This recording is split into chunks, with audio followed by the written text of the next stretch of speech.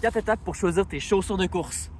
La première étape, tu vas te demander sur quel terrain tu vas courir. Si tu cours sur des terrains plus mous, plus marécageux ou en sentier, tu vas choisir des chaussures avec des crampons plus proéminents puis plus espacés. Si tu cours sur du dur, de l'asphalte, tu vas choisir une semelle plus plate comme ça. La deuxième étape, c'est que tu vas te demander à quoi vont servir tes chaussures. Est-ce que c'est plus des chaussures qui vont servir pour la compétition, donc des chaussures très légères, performantes, ou est-ce que ça va être plus des chaussures d'entraînement qui vont être plus durables? La troisième étape, ça va être de te rendre dans une boutique spécialisée en course à pied où est-ce qu'il va y avoir des gens formés pour t'accompagner dans ton choix de chaussures puis une grande sélection de chaussures de course. La quatrième étape, ça va être d'essayer plusieurs chaussures puis d'en sélectionner un modèle que tu trouves confortable.